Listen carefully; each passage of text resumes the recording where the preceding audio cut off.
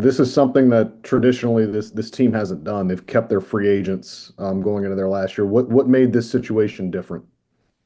Yeah, I guess I would say that in terms of the speed of it, we've had multiple conversations within the front office about, our players and potential moves that we would make. And so I wouldn't say that this unfolded like within a 24-hour period. I would just say that, in the midst of us having conversations about, some things we could do to keep our team strong and, continue the strength of this club long term, we had certain ideas that we would come up with. And, this was one of those ideas where it's like, okay, maybe we could get multiple pieces and, we'll still be good this year and build more toward the future. And so I would say it was a matter of weeks that we've had multiple conversations about a lot of our players. Hey, before we go on, Dana, could you adjust your camera angle, kind of lower the where it's aiming? There you go. I see your handsome face there. Matt Kawahara, then Brian McTaggart. Dana, see real quick, just first of all, I know on Monday you said that you guys were open to listening to trade inquiries, but you weren't aggressively looking to move anybody. At what point did you guys actually come to the point where you were actually open to moving Tucker specifically? Yeah, so we have done the work on pretty much all of our players, knowing that we were coming into the offseason. And so when that happens, you start to do work on players and you start to think like, look, what if we put this guy in the trade? What if we put that guy in the trade? What could we net with this type of player or that type of player? And so having those type of conversations once the season ended, just looking forward and talking about like, okay, what can we do? I would say that we started those kind of conversations maybe a week after the season. And, this thing for Tucker pretty much came about as we were having conversations and thought about deals and what other clubs may need and what we can get in return. And so we decided to go down that road. And then if I could just follow up briefly, how if at all, does this impact your guys' pursuit of Alex Bregman? Yeah, I mean, pretty much Alex Bregman's status is still, the way it is. Nothing has changed since the last time I've talked to you guys. I mean, we've been busy with a lot of different things. As I realize he's probably been busy trying to, find a landing spot. And so, but it's still pretty much the same where we were on Tuesday, I think it was. Okay, go Brian and back to Chandler. Yeah, but by losing Tucker, do you think it's important for you guys still to add another impact bat somewhere in the lineup beyond Paredes? Yeah, I mean, we're consistently, looking to add to this club for sure. And that's definitely a possibility. So we definitely have our eyes set on, improving the offense. So that can certainly happen, over the next week or so.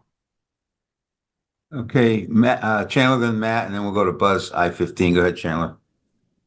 Dana, does this signal that you'll be willing to listen to other players on your major league roster, as far as trades go?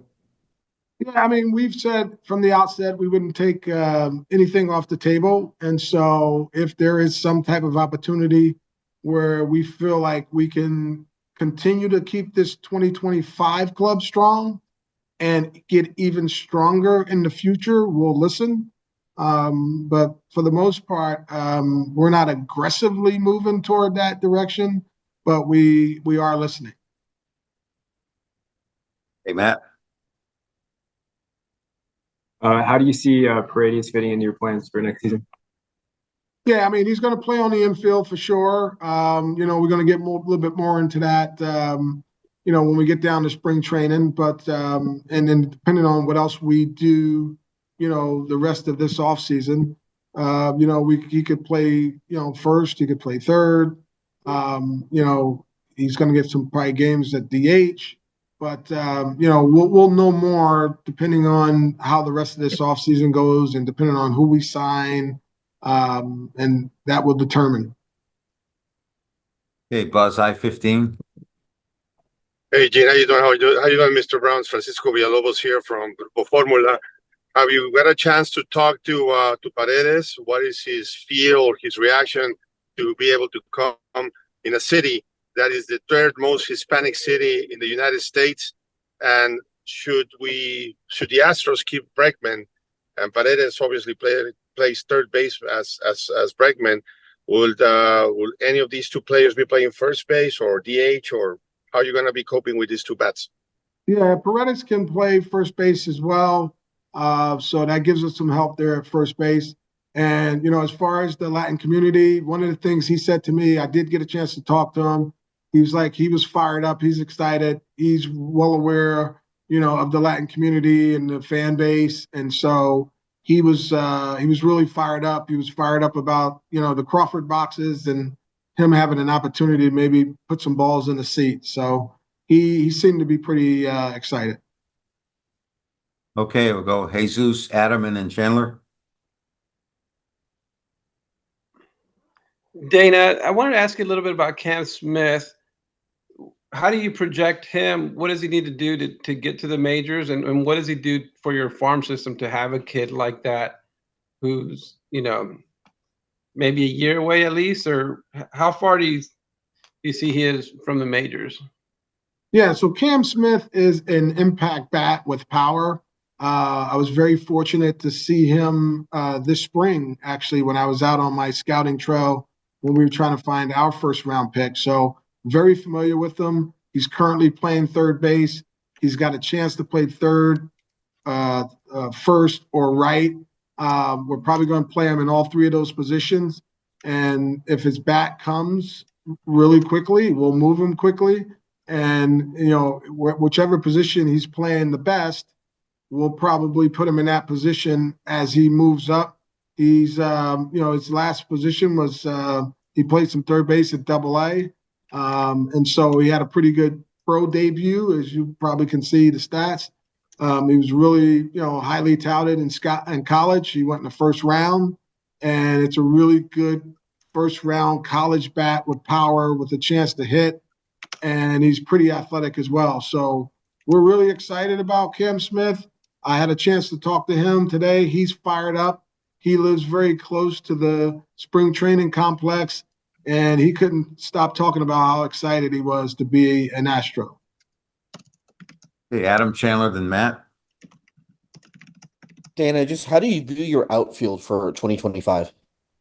Yeah, so right now I view it as McCormick's probably going to start off in right.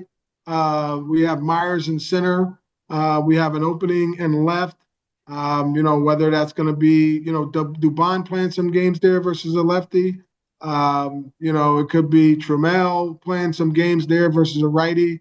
We do, have an opening in left that we would say we could platoon, or if we get an opportunity to fill that spot, we will do it. Hey, Chandler, then Matt.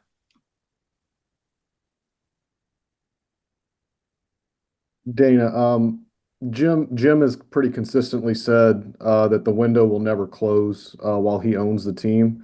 I guess I wonder how you think this kind of jives with that, and I mean just you traded one of your best players off of a team that wants to contend. I guess you wonder how do those two feelings kind of jive? Yeah, make no mistake. Sometimes in all sports, this is just not only in baseball. Sometimes there's an opportunity where you trade a really good player to get back multiple pieces, and it doesn't affect that current calendar year, and you have a chance to be even better in the future. And so, I feel like this is one of those moves. The window is definitely still open. I mean, we have a really good rotation. Our infield is going to be good. Our, we have a good catcher. Our bullpen is still going to be good. Look, make no mistake, we're still going to compete. And this is probably one of those moves that I think in the future people will see and understand, like, yeah, wow, I understand it now. I get it. And even though it's tough in that first year to stomach, because Kyle Tucker has had such a great career here. He's such an outstanding player. He's played on some really good teams. He won a championship. And so all that can be true at one time. And so I would say that, this is more to strengthen our opportunities down the road without losing any footage in the current year. And then just a quick follow-up. How do you view Wesneski? And I mean, he started a little bit. He's been a reliever, been a long guy. Kind of, how do you guys view him, and what do you think you do to maybe unlock some things with him? Yeah, I spoke to him as well. He's very excited. We view him as a starter. We're going to give him every opportunity to start. We also know that he can go to the bullpen and be really good, but we made this trade projecting that he would start. So we have him as a starter. We're excited about him. He's up to 96. I told him welcome home because he's from Houston. And so I felt like this was a good piece to have. We feel like there's some upside there as well. We have really good pitching people. We've identified some things that we could adjust, that could tweak, that could, make them even better. And so we feel really good about Wesneski. Hey, Matt, Jesus, and then Adam. Yeah, it's sort of a follow-up on something that Chandler asked earlier, but also on Monday, you had said that you believe the team can compete without one of either Tucker or Valdez. What does this mean for, whether you are still open to listen to trade inquiries on Valdez specifically? Yeah, as I said before, I mean, we're not aggressively trying to make any trades for our top guys. And so you take a guy like Tucker, who we traded for, this one, sort of came together. And so with Valdez, we are not aggressively trying to trade him. I know he's the top part of our rotation with him and Brown, 1 and 2. And so, we're not aggressively trying to move him, but we'll listen. But, if you ask me if you think we're going to trade Valdez, I don't think we're trading Valdez. I think he's part of our pillar, and it's really tough to keep a rotation intact. And we really feel like he's going to be an important one in our rotation. Hey, Jesus, Adam, and then Villalobos. Jesus. Matt asked my question. I was going to ask about Framber, so I'll pass. Okay. Thank you, Dana. Okay, Adam. Well, I guess with Framber, have you guys had any substantive, any like real conversations about an extension with him? Not since last year, early last year. And so Framber is one of those guys that, he's going to go out and compete. He knows that, there's a chance for him to get a multi-year deal. And so, we feel like that, we'll evaluate him as we go through the season, and we'll circle back, at some point during the season to give our assessment of, where we think he's going to be here long-term or not. But make no mistake, we really like him pitching at the top of our rotation. He's been very good here. And so we're looking forward to having some type of talks with him at some point during the season. We talked a lot when you got the job about long-term deals and, being able to get off kind of, go beyond 5-6 years. Do you think that by trading Tucker, who's, 27, 28, that it kind of sends a message to that clubhouse, to everybody in the clubhouse who, might be in line for a big extension that is just not going to happen with the Astros? No, not at all. And I mean, I think Tucker is a different type of player, first of all. I think Tucker is one of those guys that, it's not like just a normal player. This guy is probably one of the better players in baseball. And so I would see his deals being different than other players' deals. But, ultimately, we're still going to be in the business of trying to extend guys if, we feel like we could extend them and if it makes sense for the organization.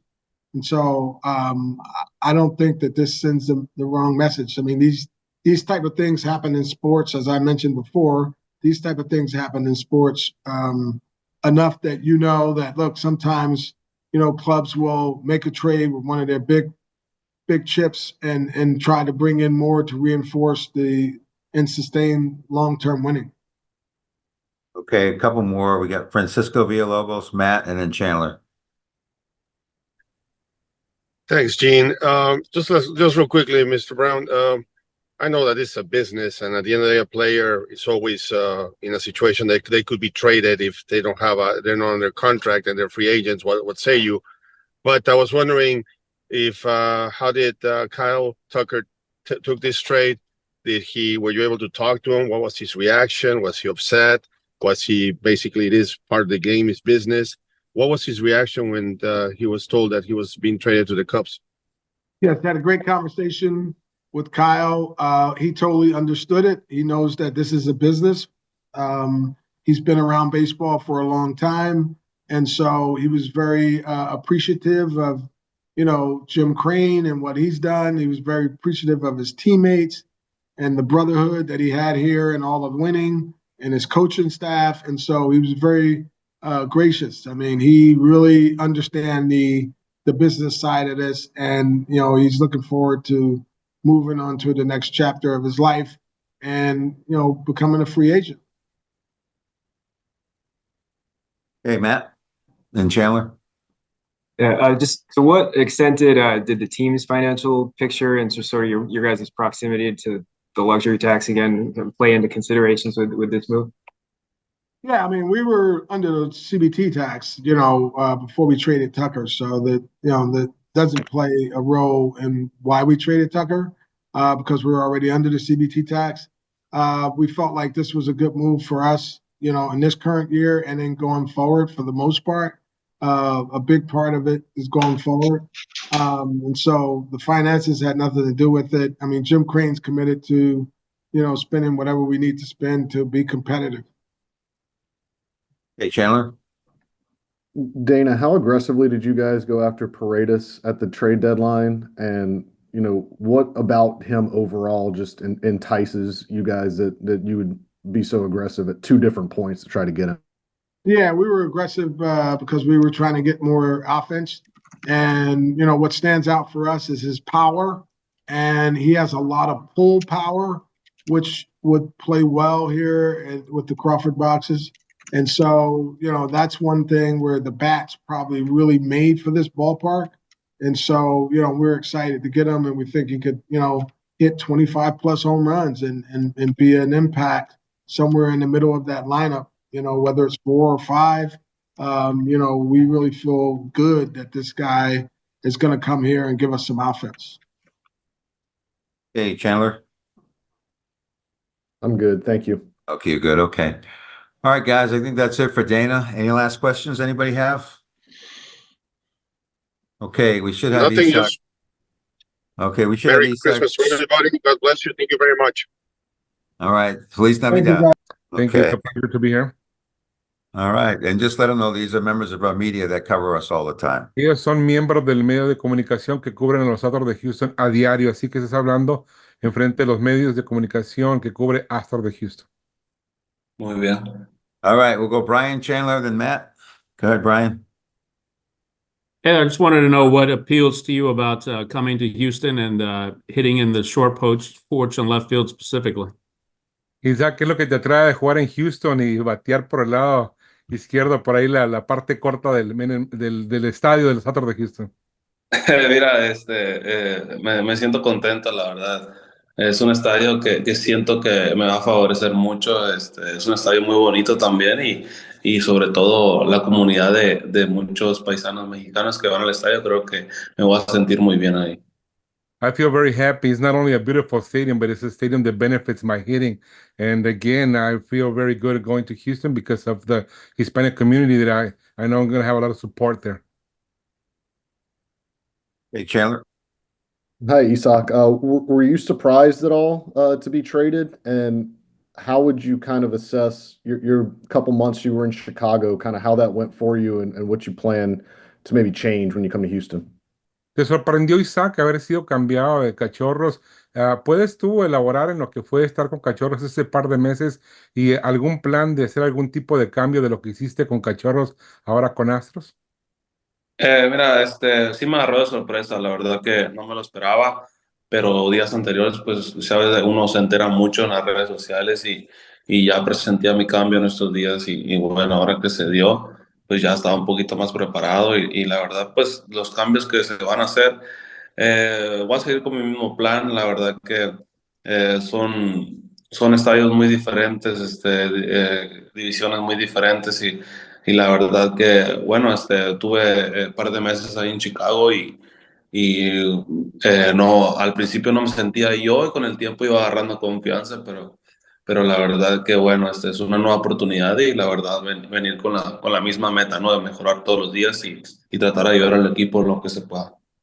Indeed, I was surprised. I was not expecting it, but as the days went by, I started listening and reading and on social media, and it turned out to be this way. Uh, I will stick to my plan. I will not change my plan. When I was in Chicago, I had to get used to the first few months there to be in that ballpark, but I will stick to my plan. I know it's a different division, it's a different league, it's a different stadium, but I will stick. I definitely will stick to my plan. Hey, Matt and Jesus. Hi, Isaac. You've played mostly third base in the majors. How comfortable do you feel playing other positions, including first? And where do you, I guess, expect to maybe play the most? La mayor parte de tu carrera jugó en la tercera base, Isaac. ¿Qué te parece o la idea de jugar en otras posiciones, tal vez en primera base o en otra posición en los siguientes años?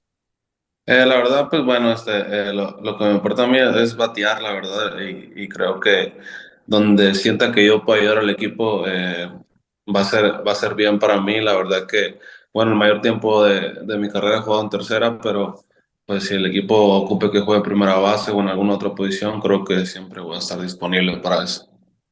I will always be available to play any other position. As you mentioned, I have played third base my whole career, but if the team needs for me to play first base or any other position, I will do so. My focus is really mostly on batting and being a good batter, but I will play defense anywhere the team needs me. Hey, Jesus, and then Brian. Isaac, felicidades, bienvenido a la ciudad de Houston. ¿Qué significa el equipo de los Astros para ti? ¿Qué piensas del equipo, de lo que has visto en la ciudad de Houston, el apoyo que tienen con la fanaticada mexicana y lo que han hecho? Isaac, congratulations on welcome to Houston. What does Houston mean to you? What do the Astros mean to you? And what do you think of the stadium and the Mexican fans who are going to be welcoming you here? Bueno, la verdad que, bueno, tienen mucha buena tradición, ya sabes, es un equipo que tiene mucha competencia, es un equipo que siempre está en los playoffs, hace años pues ganaron las series mundiales y la verdad, pues bueno, Houston, la comunidad, me gustó mucho cuando fui a jugar de visitante y la verdad que los fanáticos se portan muy bien con los jugadores y eso te da mucho ánimo para salir al 100%. Houston Astros are a great team, and they've created a great tradition of being in the playoffs, of being in the World Series. It's a great organization, and in terms of the fans there in the stadium, I really love coming to Houston as a visitor, and the fans are just even as a visitor, they were great to me. So I'm looking forward to that. Brian, your hands down, so no question, I guess. Yeah, I'm set. Thank you. Okay, good. We'll go back to Matt and then Jesus if you have another one. I'm just curious if you know anybody in the Astros clubhouse, if you are friends or have had any past communication with anybody on the team. ¿Y se conoce a alguien en el clubhouse de los Astros, en el Casa Club? ¿Tienes alguna comunicación con alguno de ellos? No, no, la verdad que no, no muchos, solamente cuando hemos competido pues nos saludamos todo y hasta ahí, pero pues no tengo comunicación con nadie, la verdad pues bueno, ahora que estoy jugando aquí con Hermosillo, estoy con Salazar, mi paisano y pues la verdad pues hace días estamos platicando también de un posible cambio y la verdad pues estamos contentos por eso. I have no communication with any of them. We always greet each other when we play against each other, but I really don't have any communication with any of them except Cesar Salazar, who actually I am playing with here in Hermosillo. We actually talked about a trade and playing together with Cesar and I, but he's the only one. Hey, Jesus. Isaac, ¿tienes familia aquí en Houston? Yo sé que eres de Hermosillo, hay mucha gente de Sonora aquí. ¿Cuántas veces has visitado Houston? Do you have any relatives here in Houston? I know Hermosillo has a large community here. Solamente he ido 2 veces como visitante y la verdad pues no tengo familia allá. La verdad que no, no tengo familia, sé que hay muchos mexicanos, pero no tengo familia. I've been to Houston twice. I know there's a lot of people from Mexico, but I don't have any family members there. But Those are the only times I've been there when I visited, playing as a visitor. Okay, any last questions for Isak? Okay, Isak, thank you very much. Muchas gracias. Gracias, Zach. De nada, gracias. Thank you. All right. There you got Thanks, it. Francisco. We'll get started here with a question from Chandler Rome. Go ahead, Chandler. Hi, Hayden. Welcome home, I guess. What was your reaction to getting traded and getting traded back home to the Astros? Oh, dude, it's cool. Getting traded. I mean, the last like day or so, you hear that the Cubs are in it for Kyle Tucker, right? Like you hear that they're in the trades. I've already been traded once, so I kind of know, kind of what it feels like, right? You get kind of a little bit butterfly feelings. You're not sure where it's gonna go. You know, like you're just sitting there. You're not sure if it's gonna happen or not. And then you kind of get some traction, and it's like, okay, you're probably in this. You're maybe in the straight now at this point. Now it's getting real. And then once you get the call, I was getting text messages from people that like friends, and I was like, I haven't heard a call yet, so I'm not assuming anything until you get it, you know. And so I'm out here golfing, and I get a call from the GM actually of the Cubs. So it was a really cool feeling, man. I'm so glad to be back in Houston. I have a house here. There's no like I'm so excited to be here. You know, as a kid, you grow up and I was an Astros fan and even the bad years, and so you just like it's what you grow up to be. You don't like when you're an Astros fan, you grow up to be an Astros baseball player. You don't grow up to be a like Braves baseball player or something, you know. So it's just your dream come true kind of thing, and I am excited to be an Astro. All right, Brian McTaggart. Hey, Hayden, how are you doing with the injury you had last year? Are you completely over that, or and just kind of sort of where you at health wise? I'm good. So I'm over that. It was a cartilage issue, and I felt fine. Like it was good. I ended up coming back at the end of the year, and if you, I don't know if you saw, but I came back and I threw for 3 outings, and I threw really well. The arm felt good. I was throwing really hard. Ball was spinning well, so no worries there. Matt Kawahara. Hi, and Dan Brown just said that the team plans to give you sort of every opportunity to come in and be part of the rotation. Just how exciting is that for you, and how have you sort of navigated maybe the hybrid role you played with the Cubs over the last few years? I'm very excited about being in the starting rotation. I know that I mean, meeting the bullpen is really hard, and so starting obviously, but I'm excited to be a starter. It's what I've done for a long time, right? It's just what I'm comfortable doing. Um, but the hybrid role with the Cubs was very interesting, and it taught me a lot. It taught me how to prepare on the rotation side and the relieving side. Um, and it's just one of those things where I would figure out I did what I had to do, kind of thing. It wasn't a you got to be a grown man about it, and you go, hey, listen, this is what I have to do. I'm throwing in the seventh inning today, and the way the Cubs put it, way Craig Counsell put it, which was I think a very good way of putting it. And I didn't understand it till probably about midway through the year. He kept telling me this, and you're an outs getter. You're supposed to get outs, and that's what your job is. It's not to be a starter, reliever, closer. Your job is to get outs, and if it's in the eighth inning, it's in the eighth inning. So that's why I try to look at it was I was getting this out, and then we can get to the next out next, right? And so it was very tough to do. It's a very tough role to have, but again, I was just glad to be on the big league team, right? And so I'm glad to be starting, but the hybrid role really taught me a lot. Chandler. Hayden, obviously the Astros are pretty well renowned for some of the stuff they do with pitchers that they acquire. I mean, you saw what they did with Kikuchi at the deadline. I guess I wonder how much does that intrigue you, seeing a new set of eyes, a new set of analysts that can maybe kind of help you do some things and maybe give you some tips. And have you reached out to anyone that's been through that process? No, I haven't asked anybody that's been through the process in particular. But as an Astros fan, I've seen the Verlander come back, right? The him remake his career like he's was, right? And it's all the Garrett Cole years, right? That's all and you've seen one guy after another come in and they figure it out, and that's why they've won so much. And so it is a really cool. I'm really excited to work on it, but don't kid yourself. The Cubs are really good. We're good, and are still good at what they do. So, not to take anything away from them, but I am excited to work with the Astros because I have seen their work and as a fan really closely. Brian. What kind of Astros fan were you growing up in terms of coming to games, specific players you cheered for, maybe some memorable games you were at or anything like that? Man, my grandma used to have them on every day. And just normal stuff like that, right? But the one in particular is the one in 2017 when they won in Dodger Stadium when Tuve threw that ball to first base. I was a sophomore in college.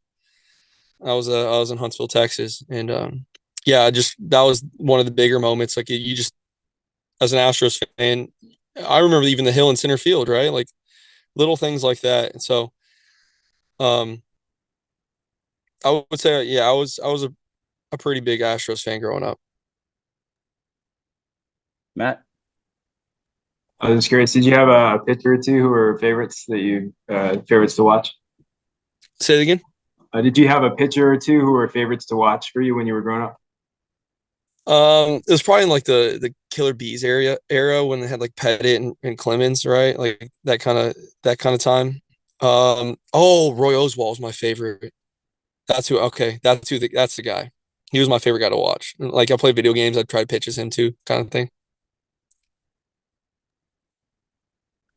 All right. Any other questions for Hayden? Nope. All right, Hayden, thank you for joining us, man. Appreciate it. Thank you, Steve. Thank you, guys.